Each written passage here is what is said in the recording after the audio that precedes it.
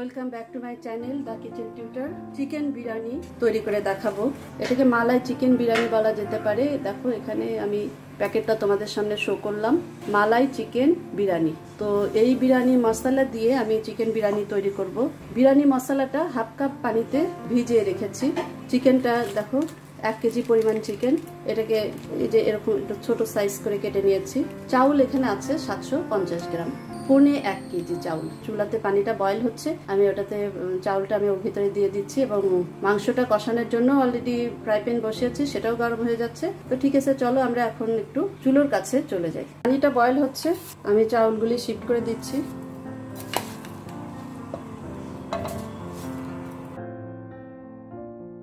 বাসমতি চাউল হলে ভালো হয়, পোলাওয়ের চাউল আমি নিয়েছি। এখানে 1 চা চামচ পরিমাণ সল্ট দিয়ে নিলাম। এটা যখন 75% সেদ্ধ হয়ে যাবে তখন আমি এটাকে পানি জড়িয়ে নেব।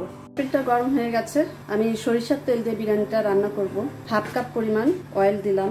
পেঁয়াজ 1 কাপ পরিমাণ, পেঁয়াজটা আমি ব্রাউন করে ভেজে নেব। চাউলটা আমার প্রায় 75% হাফ ডান হয়ে গেছে, 75% সেদ্ধ হয়ে গেছে। এখন আমি এটা ঢেলে নিচ্ছি, একটা চাল নিতে ঢেলে নিলাম। ঠান্ডা পানিতে একটু ধুয়ে নেব।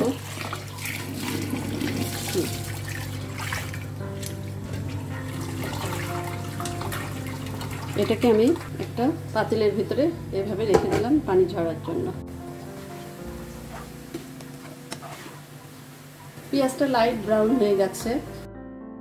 2 টেবিল চামচ পরিমাণ আদা বাটা, 2 টেবিল চামচ পরিমাণ রসুন বাটা। মশলাগুলো একটু কষিয়ে নেব।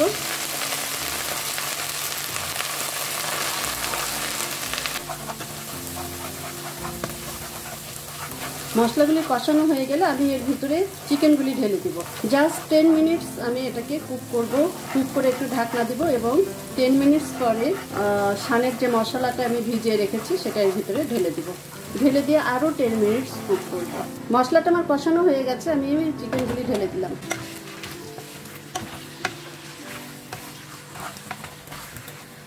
প্রায় 5 মিনিটস আমি কুক করেছি। কাঁচামরিচ দিয়ে দেবো প্রায় 8-10টা। কাঁচামরিচের ফ্লেভারটা খুব ভালো লাগে। ঢেকে দিলাম।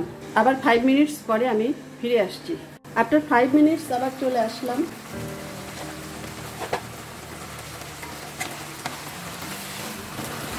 আচ্ছা, তোমাদের জন্য একটা ইনফরমেশন, যে এর ভিতর আমি ইচ্ছে করলে শসা দিতে পারতাম। তো অ্যাকচুয়ালি শসাটা আজকে আমার ঘরে নাই, যার জন্য আমি শসা দিলাম না। আর একটা বিষয়, যে এই শানের বিরিয়ানি মশলা যেটা মালাই মশলা, এখানে এই মশলাটা আমি একটু মুখে দিয়ে দেখলাম যেটা একটু টক টক। এখানে এক্সট্রা করে একটু ওরা তেঁতুলের পাল্প দিতে বলেছে, বাট আমি তেঁতুলের পাল্পটা দিলাম না, কারণ যেহেতু এই মশলাটাই আমার একটু টক টক লাগছে, সুতরাং তেঁতুল এক্সট্রা করে দেওয়ার প্রয়োজন মনে করলাম না। এখন আমি এই মশলাগুলি এর ভিতরে ঢেলে দিলাম। সুন্দর করে একটু মুছে নিতে হবে। মশলাটা ভেরি টেস্টি। এর ভিতর কিন্তু সব কিছু দেওয়া আছে, মশলা সব কিছু, সব ধরনের মশলা, জিরে, ধনিয়া কিংবা আনুষঙ্গিক যে সমস্ত গরম মশলা আমরা দিই, সব কিছু এই মশলায় দেওয়া আছে। শুধু আমি এক্সট্রা করে একটু আদা এবং রসুন বাটা দিলাম। আমি এটাকে আবার একটু ঢেকে দিব, মাঝে মাঝে আমি নেড়ে দিব। এটা যদি শুকিয়ে যায় পানিটা, এখনো আমার পানিটা অনেকটুকু আছে, যদি লাগে এর ভিতরে আমি 2 কাপ পরিমাণ পানি দিয়ে দিব, যেটা তোমাদের সাথে আমি শেয়ার করব। তো এটা আবার আমি ঢেকে দিচ্ছি। প্রায় 10-15 মিনিট পরে আবার চলে আসলাম। দেখো এটা আমার হয়ে গেছে। এখন এটাকে আমি বিরিয়ানি যে পাতিলে করব সেই পাতিলে এটাকে সাজিয়ে দেবো। চুলার জালটা আমি লো হিটে রেখেছিলাম, জালটা আমি বন্ধ করে দিলাম। পাতিলে এখন সাজিয়ে দিয়ে আবার চুলোতে বসিয়ে দেবো। অ্যাট ফার্স্ট আমি চাউল যেটা সিদ্ধ করে রেখেছিলাম, দেখো চাউলটা যে হাফ ডান করে রেখেছি, এটাকে বিছিয়ে দেবো। এই দেখো হাফ ডান, পুরোপুরি সিদ্ধ হয়নি, হাফ ডান করে রেখেছি। এই যে চাউল, ভিতরে একটা মাজি, যেটাকে আমরা মাজি বলি, সেরকম রয়ে গেছে। তো অর্ধেকটা আমি দিয়ে দিচ্ছি এরপরে।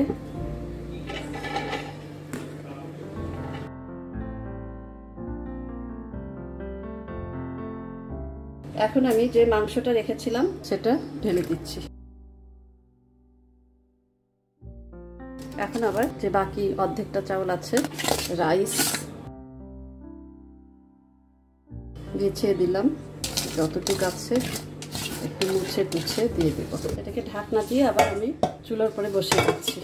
চুলোর ফ্লেমটা একদম লো মিডিয়াম রেখেছি এবং ঢাকনাটা দিয়ে দিচ্ছি লো মিডিয়াম হিটে, একদম লো হিট বলতে পারো। 10-15 মিনিট আমি এটাকে কুক করব এবং এই অবস্থায় থাকবে। এখন আমি একটু তুলে দেখো এই অবস্থায় আছে। যখন এটা সার্ভ করব, সার্ভিং এর পূর্বে আমি এটাকে উলট পালট করে নেব। আর এই যে ঢাকনাতে একটা ছোট্ট একটা ছিদ্রি থাকে, এটাকে আমি একটু কাগজ দিয়ে বন্ধ করে দেবো। 15 মিনিটস পর আমি তোমাদের সাথে দেখা হবে। বিরিয়ানিটা যদি তোমাদের ভালো লাগে, আমি মনে করি আই থিঙ্ক দ্যাট অবশ্যই তোমাদের ভালো লাগবে। এবং লাইক শেয়ার কমেন্ট করতে ভুলবে না। যে যেখানে থেকে দেখো না কেন, ইউটিউব চ্যানেলে এসে আমাকে কমেন্ট করবে, লাইক করবে, শেয়ার করবে। শেয়ার করলে বেশি বেশি লোক দেখতে পারবে। আর তোমাদের কাছে এটাই আমার চাওয়া, এটা আমার অনেক বেশি প্রয়োজন। আবার ফিরে আসছি, দেখা হচ্ছে। একটু ক্লোজ করে দেখাচ্ছি, ঢাকনাটা তুলে ফেললাম। অ্যাকচুয়ালি চাউলটা দেখাতে চাই, দেখো কতটা সুসিদ্ধ হয়েছে। এখন এটা আমি সার্ভ করব যেহেতু, সুতরাং এটাকে এইভাবে আমরা একটা সাইড থেকে এইভাবে একটু মিক্সড করে নিয়ে তুলতে পারি। আমি ডিশ আউট করছি।